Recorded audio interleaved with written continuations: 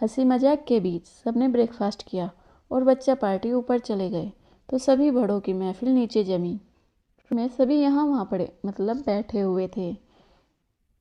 Shiv couch पर बैठा हुआ था, फोन में कुछ कर रहा था, तो कृतिका जाकर उसके बगल में बैठ गई और उसको मुस्कुराकर देखने लगी।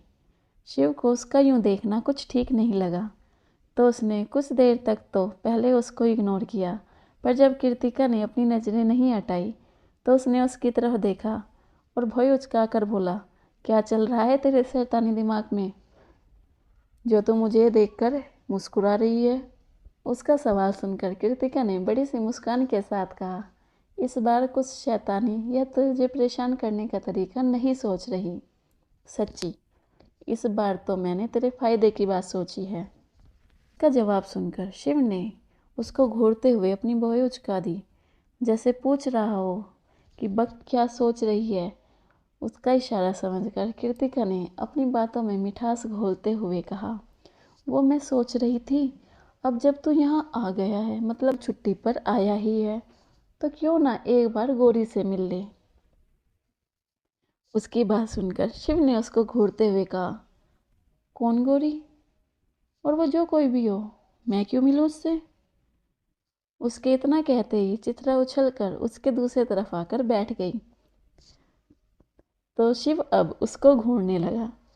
चित्रा ने बड़ी सी मुस्कान के साथ उसको देखते हुए कहा, भाई सा गौरी मतलब भाभी सा, मासा ने बताया था ना आपको फ़ोन पर कि आपका रिश्ता पक्का हो गया है, तो गौरी भाभी सा ही तो है।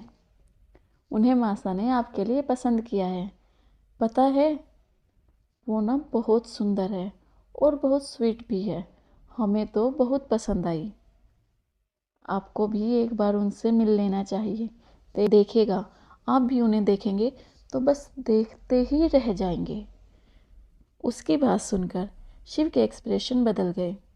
उसको झुमके वाली का ख्याल आया और उसने झट से कृतिका को देखकर कहा, देख मुझे किसी से मिलने में कोई इंटरेस्ट नहीं है, और जहाँ तक मुझे पता है वो तेरी ही नंद है ना, तो मैं साफ साफ तुझे बता रहा हूँ, मैं उससे शादी नहीं कर सकता, तो उसको मना कर दे। बेवजह मेरे चक्कर में उसका दिल मत तोड़। अगर उसने कुछ सपने वपने बुनने शुरू कर दिए तो बेचारी का दिल टूट जाएगा। उसकी बात सुनकर सबके चेहरे का रंग उड़ गया। शिवांगी जी ने हैरानी से कहा, इसका क्या मतलब हुआ शिव? क्यों आप गौरी को बिना देखे ही शादी से इनकार कर रहे हैं? उनका सवाल सुनकर शिव ने उन्हें देखते हुए आराम से कहा, बीजी साहब मैंने इतनी बार कहा है आप सबसे मुझे शादी नहीं करनी, फिर क्यों आप सब मेरा रिश्ता लेकर उनके घर चले गए? और तो और पूछना तो दूर, आप सब ने मुझे बताना तक जरूरी नहीं समझा। ये तो गलत बात हुई ना। मेरी ज़िंदगी का इतना बड़ा फैसला लेने से पहले एक बार मुझसे पूछा तो होता। उसकी बात सुनकर अब राजवीर जी ने गंभीरता से कहा, और क्या करते आपसे पूछकर? हर बार की तरह इस बार भी आप लड़की को देखने से पहले ही इनकार कर देते। और ये रिश्ता करने का फैसला मासा का है, और हमें नहीं लगता कि आप उनसे जाकर ये बात कह पाएंगे कि उन्हें आपकी ज़िंदगी का फैसला लेने का कोई हक नहीं है, या आप उनके फैसले के खिलाफ है। उनकी बात सुनकर शिव ने मुंह लटका कर कहा, जीजा साहब आप तो हमें समझिए, अगर मासा का दिल रखने के लिए हमने ये शादी कर भी ली तो ना कभी हम खुश रह पाएंगे और ना ही वो खुश रह पाएगी। अब आप ही बताइए, क्या तब मासा खुश रह पाएंगी? उसकी बात सुनकर अब सार्थक ने सवाल किया, तुम्हारी बात बिल्कुल ठीक है, पर तुम्हें कोई भी फैसला लेने से पहले एटलीस्ट उससे एक बार मिल तो लेना चाहिए।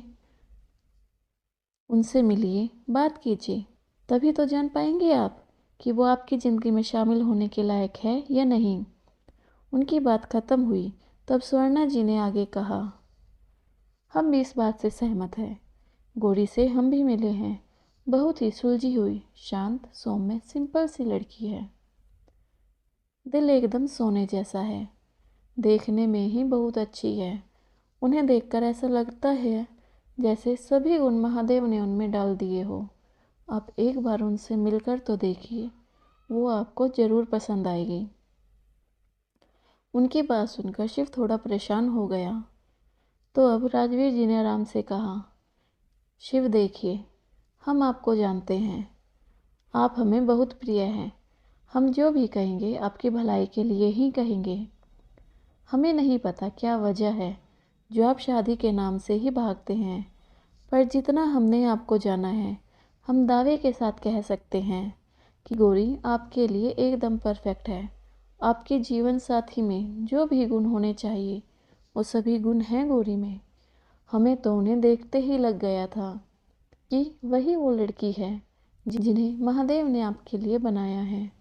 कोई भी फैसला लेने से पहले एक बार उनसे मिलिए। भरोसा कीजिए हम सब पर, हम आपके लिए कभी बुरा नहीं चाहेंगे। बस एक बार गौरी से मिल लीजिए, उनके साथ थोड़ा वक्त बिताइए, समझने की कोशिश कीजिए उन्हें। अगर उनसे मिलने के बाद भी आपका फैसला यही रहता है तो हम खुद मासा से बात करके इस रिश्ते के लिए मना कर देंगे। उनकी बात सुनकर अब कृतिका ने आगे कहा, शिव देख, तुझसे लड़ाई झगड़ा करना अपनी जगह है। उसका ये मतलब नहीं है कि मैं तुझसे प्यार नहीं करती। तू मेरे लिए बहुत खास है। मेरे भाई होने के साथ तू मेरा दोस्त भी है। बचपन से साथ रहे हैं, साथ में खेले हैं, लड़े झगड़े हैं। मैं तुझे तुझसे भी ज़्यादा जानती हूँ।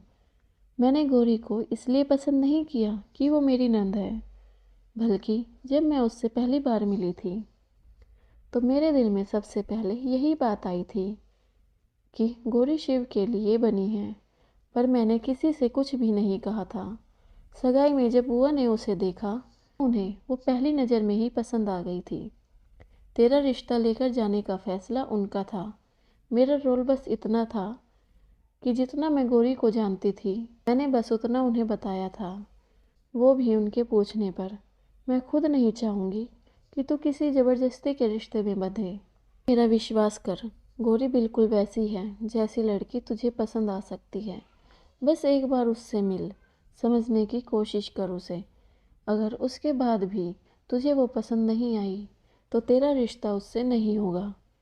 मेरे लिए जितनी ज़रूरी तेरी खुशी है उतनी ही इम्पोर्टेंट गौरी की भी खुशी है।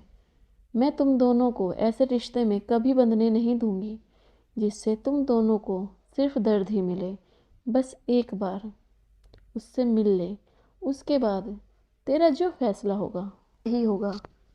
बुआ से बात मैं खुद करूँगी। मैंने मयंक से बात की है।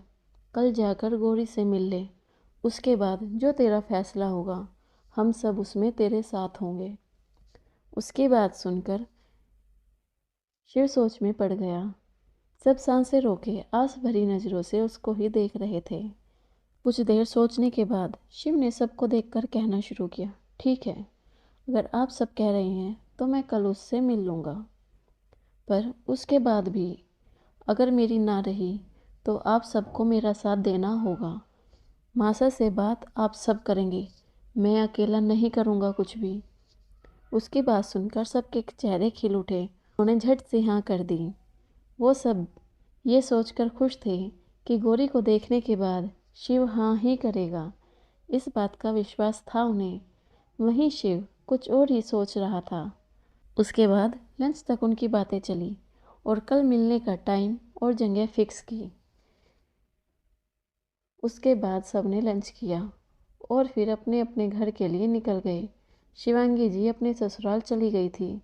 दूसरी तरफ गौरी ने भी मयंक को राखी बांधी और मयंक ने उसको गिफ्ट दिया।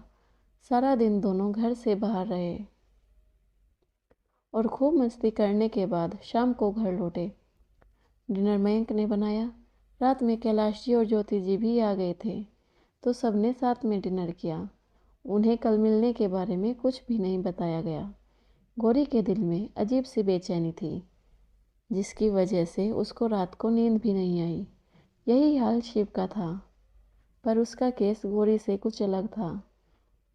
वो तो उलझन में था कि कैसे गौरी को रिश्ते के लिए ना कहा जाए। दोनों की रात ऐसे ही कटी।